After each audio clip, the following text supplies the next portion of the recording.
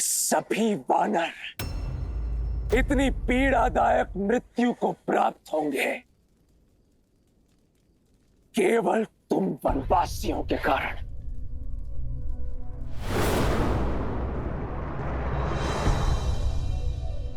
आओ हनुमान, आओ।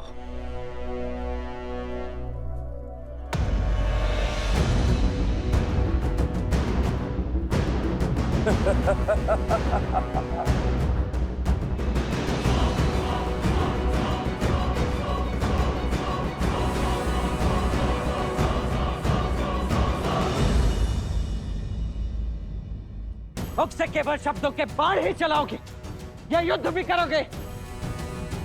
चलाओ बाण मेघनाथ। ये लक्ष्मण खड़ा है तुम्हारे समक्ष।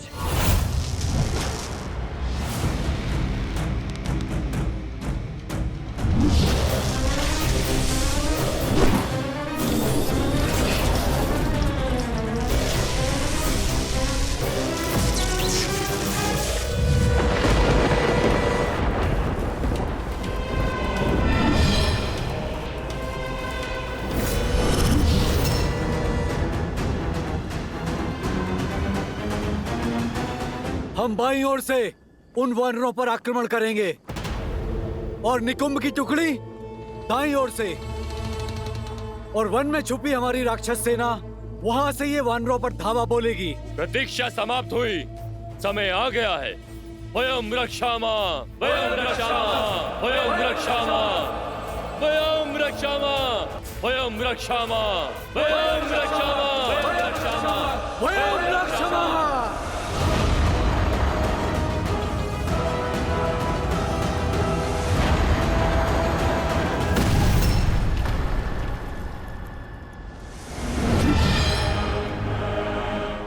तुम्हारा रक्षा कवच भी तुम्हारी ही भांति दुर्बल है लक्ष्मण।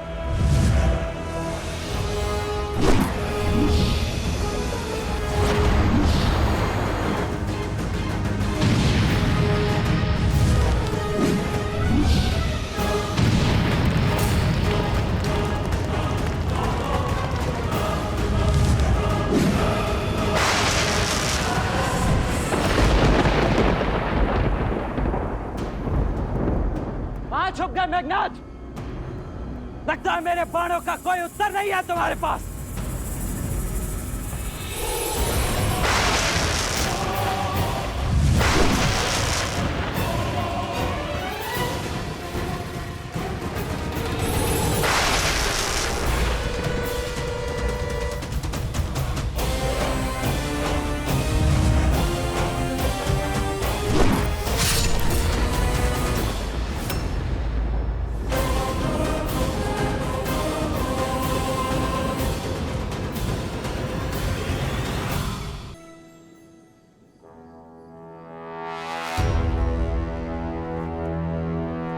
मेघनाथ, और भी किया तो पीठ पर। क्या यह छल और माया ही तुम्हारी वीरता है? सुना तो बहुत था कि देवराज इंद्र को पराजित किया है तुमने। अवश्य ही ऐसे ही छल से पराजित किया होगा तुमने उन्हें भी, क्योंकि सामान्य सरल युद्ध तो तुमसे जीता नहीं जाएगा। ये छल और माया की बातें केवल युद्ध में पराजित हुए योद्धा ही करते हैं, वीर नहीं। जो वास्तविक वीर होते हैं वो प्रत्येक परिस्थिति में केवल युद्ध करते हैं। इसलिए यदि तुम भी वीर हो तो युद्ध करो, बातें नहीं। अच्छा तो ठीक है मेघनाथ, इसके पश्चात मेरी पीठ नहीं देख पाओगे तुम। अब केवल मेरी छाती ही तुम्हें दिखेगी। चलो बाण।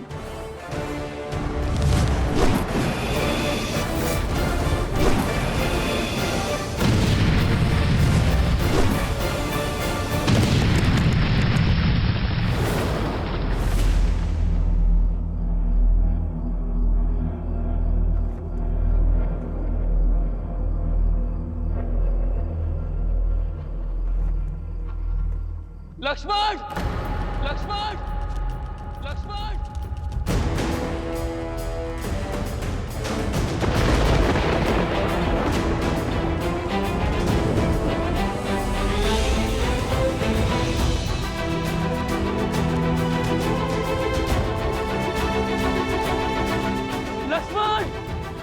भैया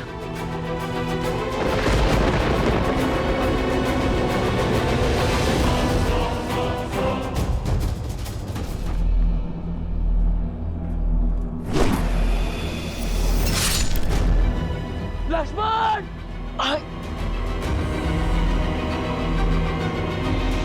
आज इन दोनों वनवासियों का अंत होगा। नहीं भैया, यहाँ कुछ दिखाई नहीं दे रहा है, आप यहाँ मत आना।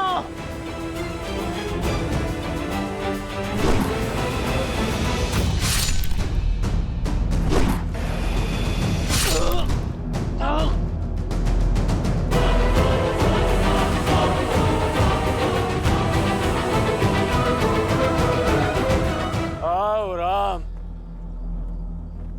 मैं इसी क्षण की प्रतीक्षा कर रहा था। भैया यहाँ मत आना।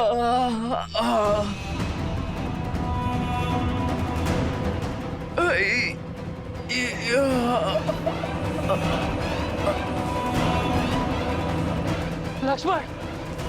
लक्ष्मण! लक्ष्मण! लक्ष्मण! भैया मेरे भाई लक्ष्मण, आपको यहाँ नहीं आना था। कैसी बातें कर रहे हो लक्ष्मण? छाया को छोड़कर देह कभी जा सकती है भला?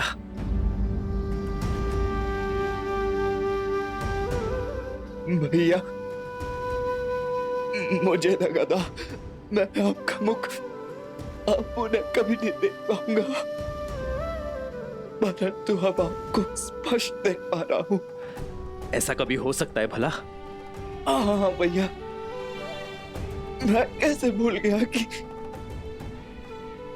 आप तो मेरे रूम में बसे हो।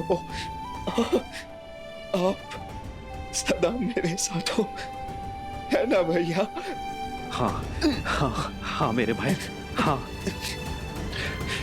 लक्ष्मण लक्ष्मण लक्ष्मण, तुम्हें औषधि की आवश्यकता है। तुम ठीक हो जाओगे। चलो चलो लक्ष्मण। नहीं भैया। लक्ष्मण लक्ष्मण लक्ष्मण, अपनी अपनी अपनी नेत्र को बंद मत करना लक्ष्मण। तुम ठीक हो जाओगे मेरे भाई। लक्ष्मण मेरे भाई।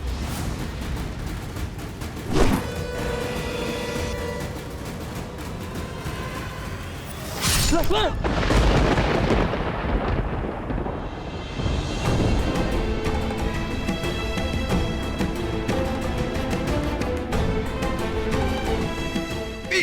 नहीं दिखानी थी भैया, तो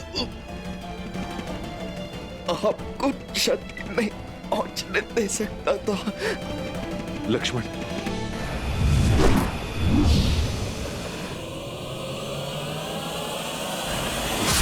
भैया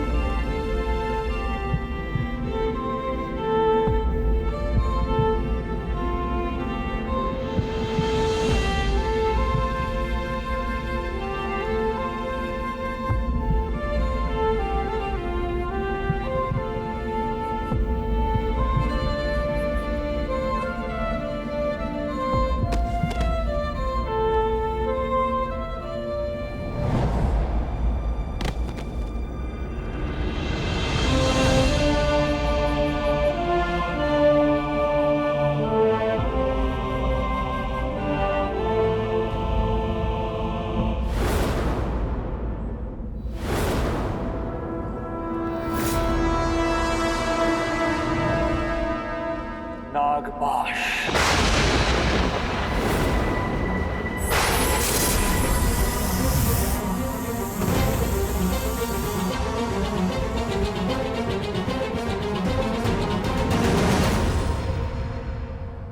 प्रभु,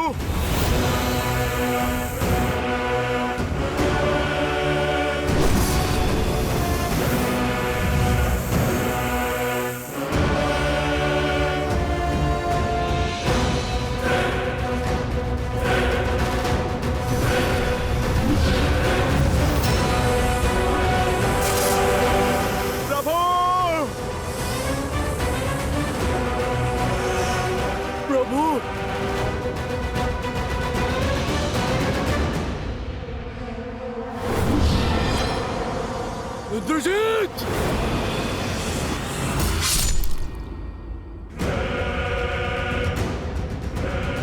बूढ़ा भालू। प्रभु,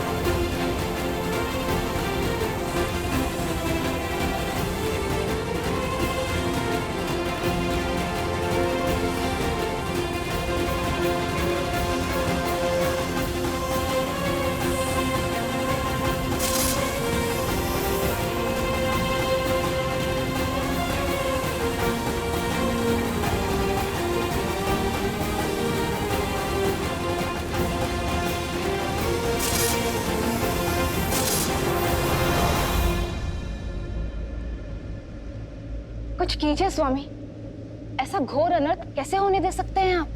देवी, नियति में जो लिखा हो उसे कोई टाल नहीं सकता। श्री राम इस समय नर रूप में है और जब मनुष्य योनि में ही अवतरित हुए तो मनुष्य जीवन के साथ जुड़े सभी कष्ट, सभी पीड़ाओं को भी स्वीकारना ही होगा। यही तो विशेषता है श्री राम की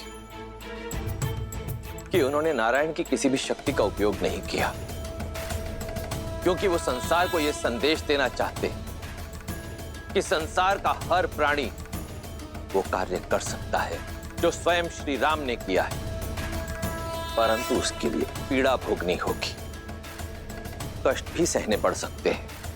ये समझ लीजिए देवी कि कर्म के मार्ग से होते हुए श्री राम को धर्म का मार्ग बनाना होगा।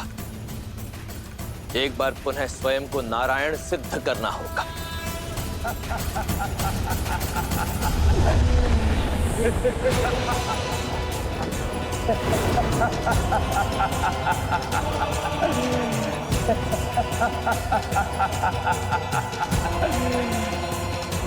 लो, मार दिया मैंने राम और लक्ष्मण को, पूर्ण कर लिया मैंने अपना प्रतिशोध। वानरों, तुम सबको एक अवसर देता हूं, जितने भी बचे हो भाग जाओ, अन्यथा मेरे सैनिक तुम सबको जीवित नहीं छोड़ेंगे।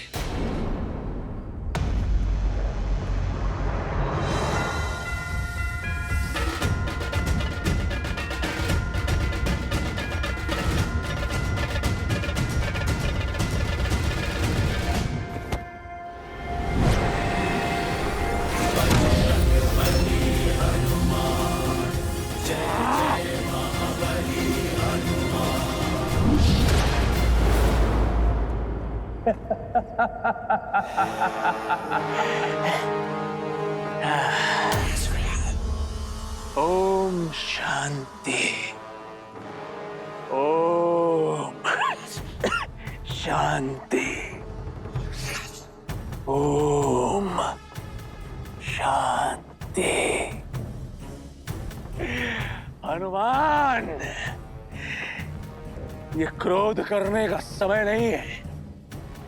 अपने दिवंगत प्रभु की आत्मा की शांति के लिए पाठ करो, शांति मंत्र जाप करो हनुमान। उनकी धरती लोक से यमलोक तक की यात्रा तनिक सरल होगी।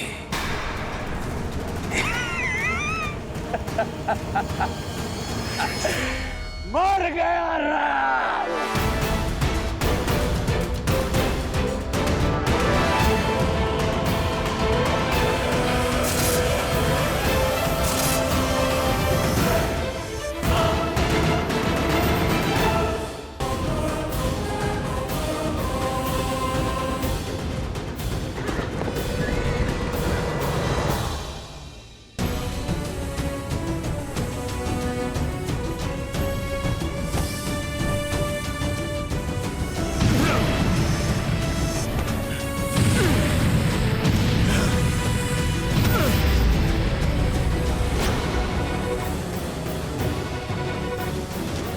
प्रभु, लक्ष्मण भैया।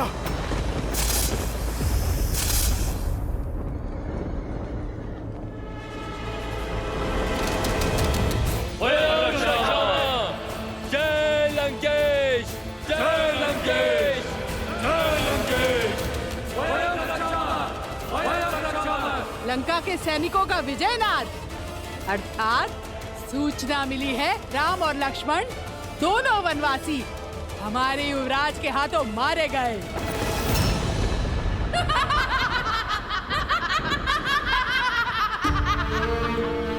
असंभव। मेरे श्री राम जीवित हैं। कुछ नहीं हुआ है उन्हें। मेरे हृदय, मेरी आत्मा, मेरे कण कण में उनका होने का आभास है। ये अवश्य उस रावण की कोई चाल है। वो मुझे पुनः भ्रमित करना चाहता है। छल तो तुम्हारा मन कर रहा है तुम्हारे साथ। युवराज इंद्रजीत की जय जयकार सुनो। राम और लक्ष्मण युवराज इंद्रजीत के प्रहार से सदा सदा के लिए सो गए हैं। विधवा हो गई हो तुम, विधवा। झूठ, झूठ कह रही हो तुम। जिन श्री राम ने रावण को मुकुटहीन करके भेजा, उन्हें इतनी सरलता से समाप्त करना संभव नहीं है। तुम्हारी सूचना असत्य है। मेरे स्वामी जीवित है। नहीं मानना है तो मत मानो। जब उनके शव देखोगी तो अपने आप विश्वास हो जाएगा तुम्हें।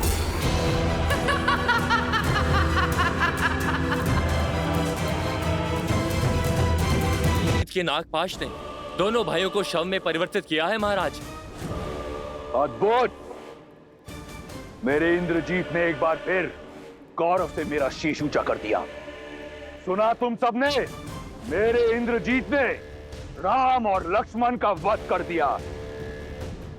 अपने पिता का और लंका का प्रतिशोध लिया है। शार्दुल, इंद्रजीत के स्वागत का भव्य प्रबंध करो। जी महाराज।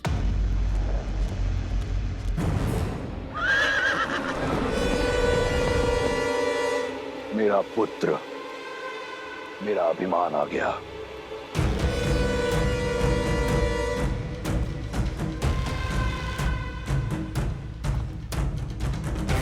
युवराज इंद्रजीत की, युवराज इंद्रजीत की, युवराज इंद्रजीत की, युवराज इंद्रजीत की, युवराज इंद्रजीत की, युवराज इंद्रजीत की, युवराज इंद्रजीत की, युवराज इंद्रजीत की, युवराज इंद्रजीत की, युवराज इंद्रजीत की, युवराज इंद्रजीत की, युवराज इंद्रजीत की, युवराज इंद्रजीत की। पिताश्री, मैंने अब अपना वचन पूर्ण किया। आपके इस पुत्र ने आपका प्रतिशोध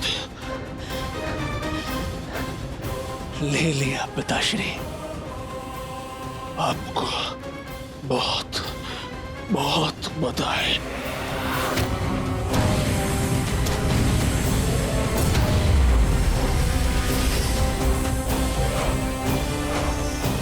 प्रभु श्री राम नहीं रहे और लक्ष्मण भैया भी। मुझे तुम पर गर्व है। तुमने अपने पिता पर और राक्षस कुल पर लगा कलंक हटा दिया। ये जो बह रहा है, ये तुम्हारा रक्त नहीं, तुम्हारी वीरता का चिन्ह है। इसे देखकर मुझे दुख नहीं, गर्व हो रहा है। गर्व। तुमने लंका का और मेरा नाम और भी ऊंचा कर दिया।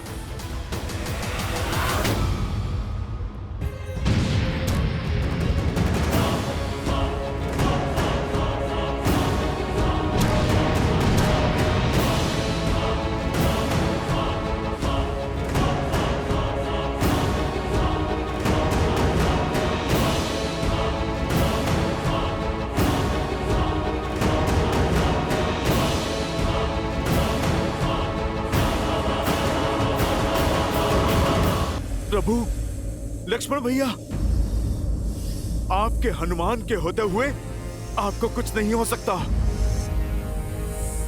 कुछ नहीं हो सकता प्रभु, आपको कुछ नहीं हो सकता।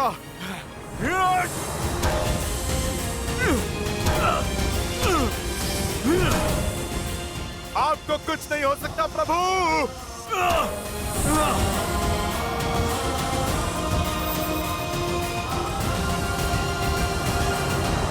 आज का ये दिन, जिस दिन मेरे पुत्र ने, मेरे इंद्रजीत ने उस राम और लक्ष्मण का वध किया, इस दिन को सदैव लंका में एक उत्सव की तरह मनाया जाएगा। मेघनाद पुत्र।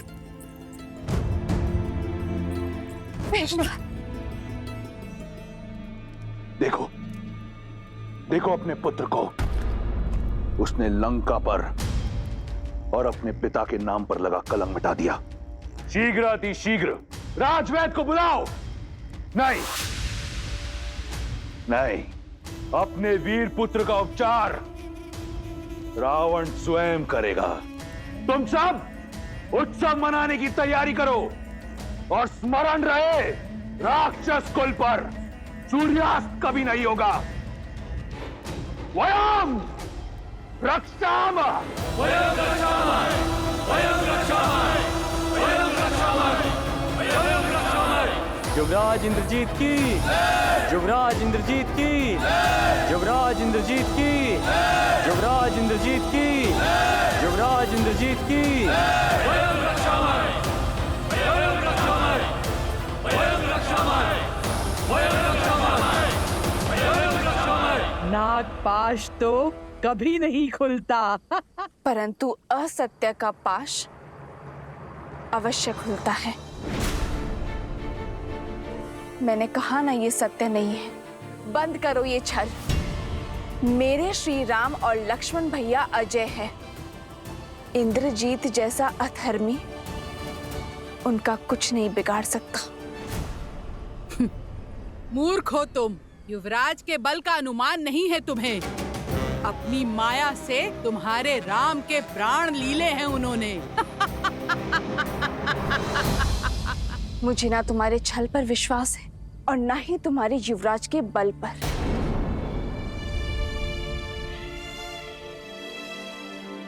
मुझे विश्वास है तो केवल अपने श्री राम के सामर्थ्य पर। मैं श्वास ले रही हूं, अर्थात श्री राम की श्वास चल रही है। मैं जीवित हूं, अर्थात मेरे श्री राम इस संसार में है। मेरे श्री राम अवश्य आएंगे, करेंगे फिर से अधर्म पर प्रहार। मेरे स्वामी की विजय निश्चित है।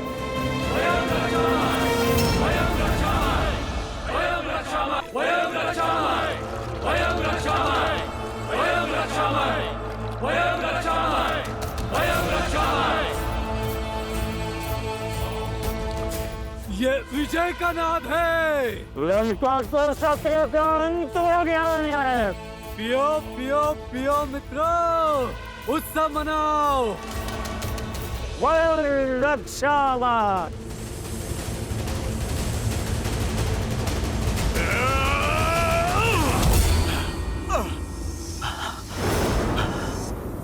असंभव। कोई नागपाश इतना शक्तिशाली कैसे हो सकता है?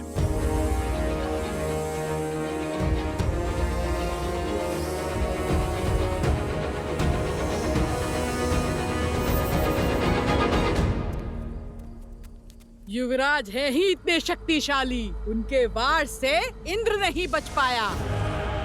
तो ये साधारण वनवासी क्या है?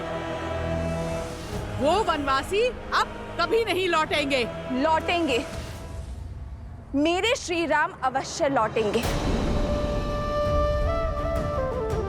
धर्म की विजय के लिए, अपनी सीता के त्राण के लिए मेरे श्री राम अवश्य आएंगे। फिर चाहे स्थिति में कितनी भी विपदा क्यों ना हो।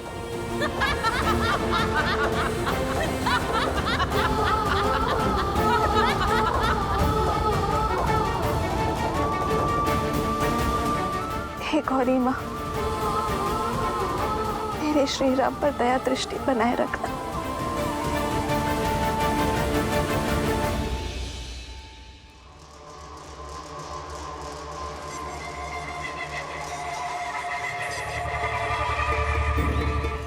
मेरे पुत्र ने राम और लक्ष्मण का वध कर दिया, रघुकुल का मान, अयोध्या का सम्मान छीन लिया, राक्षस कुल के काल को टाल दिया। अब वही अयोध्या मैं अपने पुत्र को पुरस्कार में दूंगा। लंकेश की जय हो। क्या आज्ञा है प्रभु?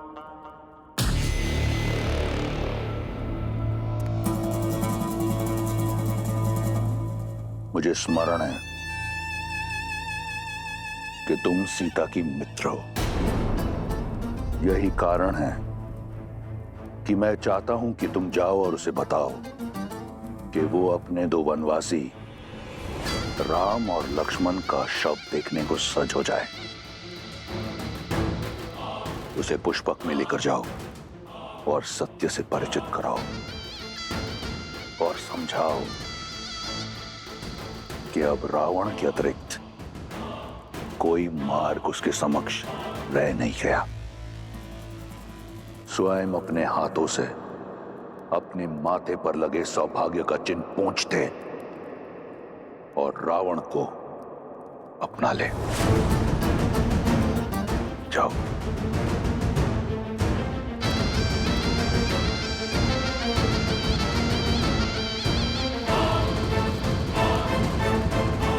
बेटा कहाँ लेकर जा रही हो? उत्तर दो। तुम सब जाओ, यहां से आगे मैं ले जाऊंगी इसे।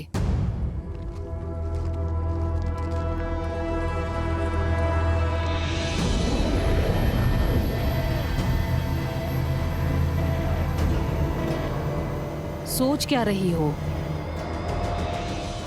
आओ, महाराज का आदेश है। कृष्णा, क्या मैंने जो सुना वो सत्य? कृष्णा, कहाँ लेकर जा रही हो तुम? निश्चिंत रहो सीता, महाराज का आदेश पूरा करना मेरा कर्तव्य है, किंतु मैं तुम्हारे ही साथ हूं। आओ सीता, आओ।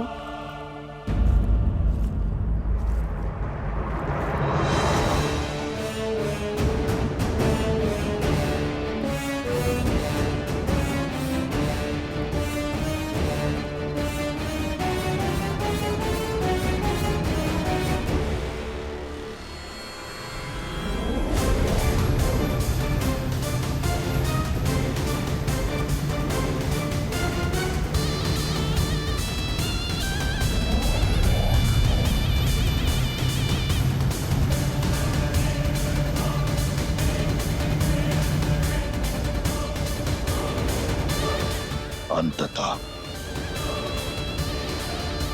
मेरी जीत का पुरस्कार सुरक्षित हुआ। सीता के पास अब कोई कारण शेष नहीं मुझसे विवाह ना करने का। सीता को मेरी होने से अब कोई रोक नहीं सकता। तुम विश्राम करो पुत्र, तुम्हारा शौर्य इस संसार को स्मरण रहेगा और तुम्हारे साहस का सम्मान रावण करेगा। यहां सीता मेरी होगी और वहां अयोध्या का राज्य तुम्हारा।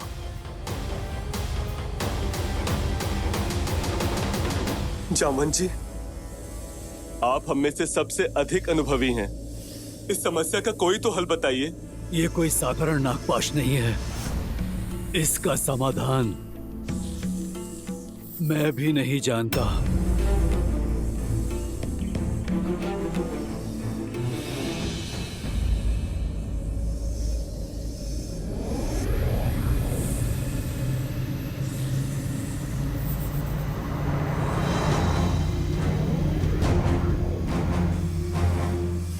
पुष्पक विमान?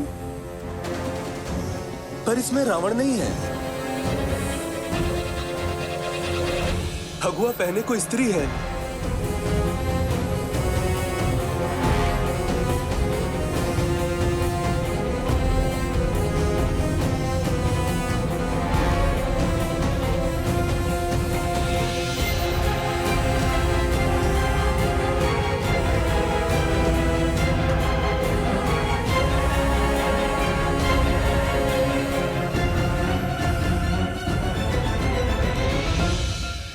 माता भी आ गई।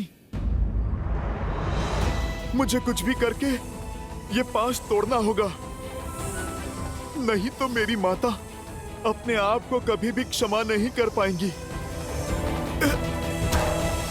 सबका चिंतित मुख मुझे भय में डाल रहा है त्रिजटा। बात ही कुछ ऐसी है सीता। इस बार राक्षसियों ने तुम्हें चिढ़ाने के लिए असत्य नहीं बोला था। राम और लक्ष्मण निर्जीव पड़े हैं विषैली नागों के पास में। नहीं, ऐसा नहीं हो सकता। मेरे श्री राम और लक्ष्मण भैया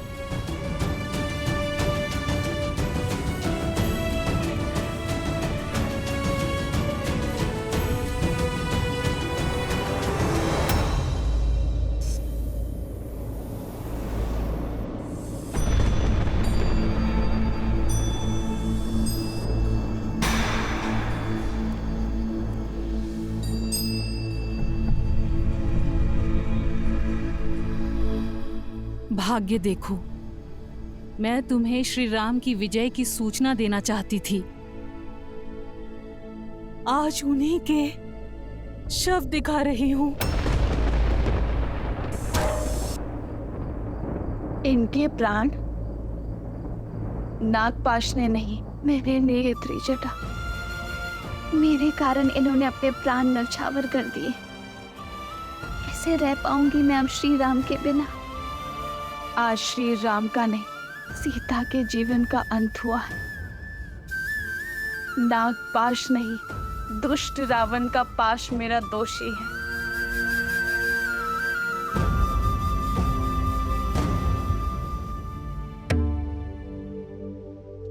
आप मुस्कुरा रहे हैं महादेव?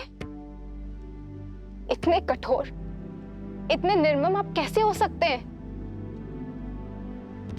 या फिर ये मुस्कान आपके अनन्य भक्त रावण की जीत की प्रसन्नता की है?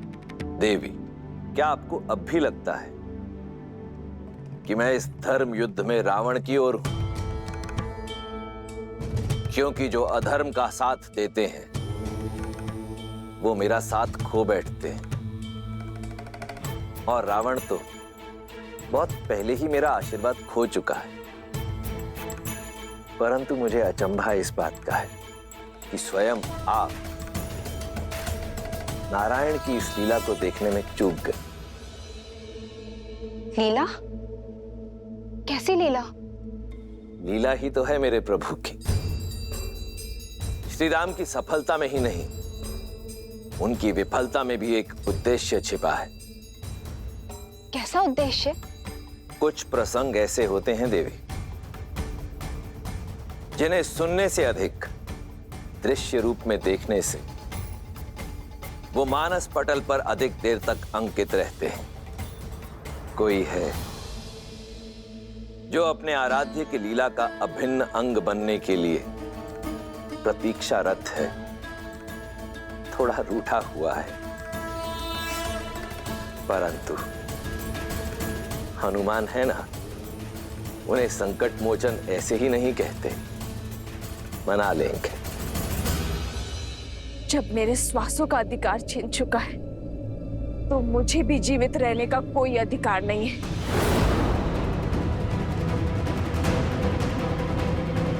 पुत्री, ऐसा मत करो। अभी तुम्हारे राम पूर्णतः निर्जीव नहीं हुए हैं, केवल मूर्छित हुए हैं, एक शक्तिशाली नागपाश में बंधे हुए हैं। तो बताओ ना मुझे त्रिजटा, कैसे बचाऊं मैं उन्हें? कोई मंत्र, कोई युक्ति, कोई मार्ग कुछ तो बताओ। ये नागपाश का बंधन है। अभी तुम्हारे राम जीवित हैं। ढलता हुआ हर क्षण इन्हें मृत्यु की ओर अवश्य लेके जा रहा है। भोर होने तक का समय शेष है। धरती पर पड़ी सूर्य की पहली किरण इनकी अंतिम सांस हर लेगी।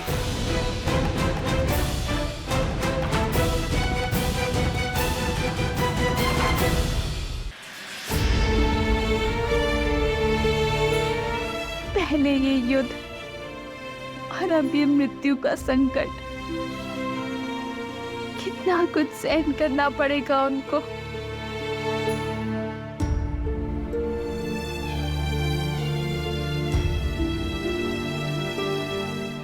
समय अभी बीता नहीं है सीता। सूर्य उदय से पहले हमें इस कष्ट का निवारण खोजना होगा।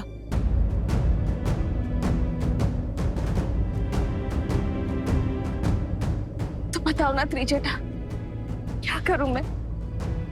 इसे पुकारूं जो इनकी सहायता कर सकता है। बताओ मुझे।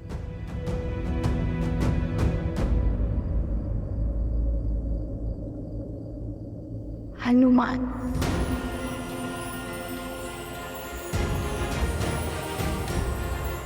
हनुमान। माता, निकट नहीं आना, निकट नहीं आना। ना मुझसे प्रणाम की अपेक्षा करना और ना ही क्षमा की।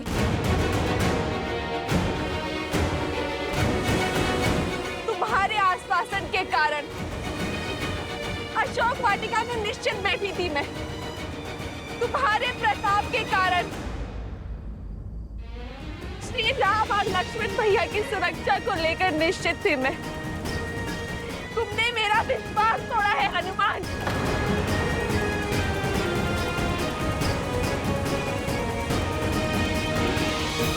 नहीं माता, मैं अवश्य ही इसका हल निकालूंगा। यदि मेरा विश्वास पुनः प्राप्त करना चाहते हैं तो सूर्य उदय से पहले तुम्हें इनके प्राण बचाने होंगे। इनके बचने की आशा अभी शेष है हनुमान। मेरी आस हो तुम, विश्वास भी तुम।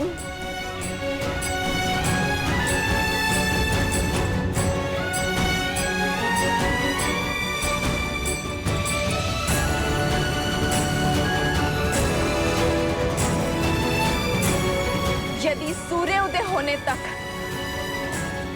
मेरे कानों में श्री राम की जय जयकार ना गूंजी तो 2 नहीं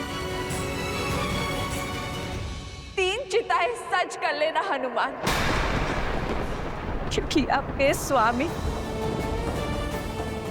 और लक्ष्मण भैया के बिना ये सीता जी का क्या करेगी हनुमान? इस देह रूपी माला में सांसों की मोती कैसे पिरोएगी?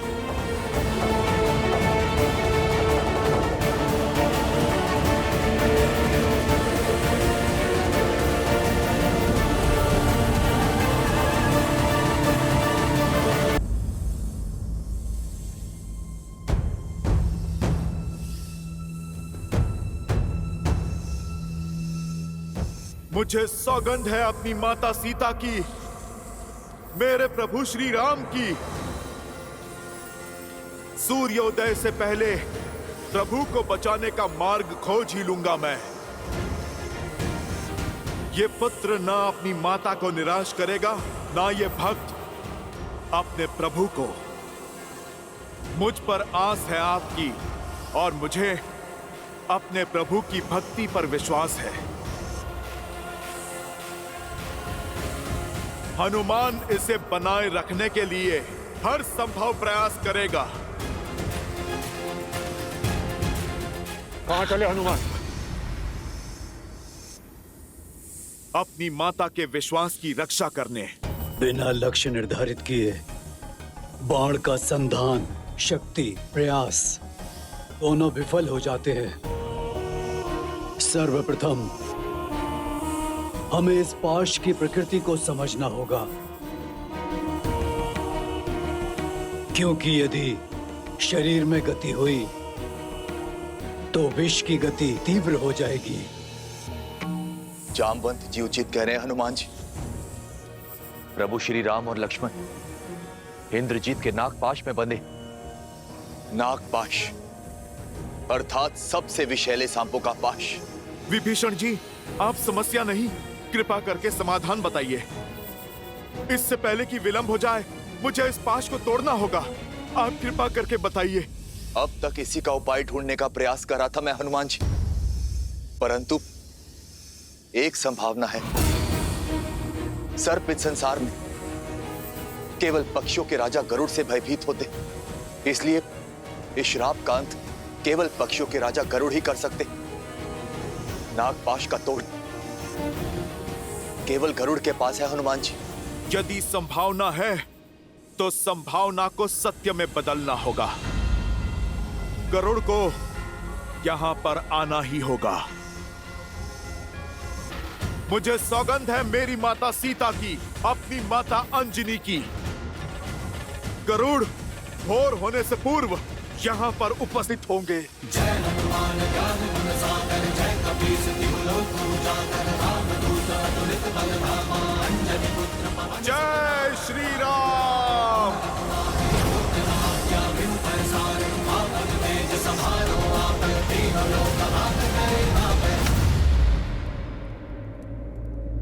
पक्षीराज, पक्षीराज,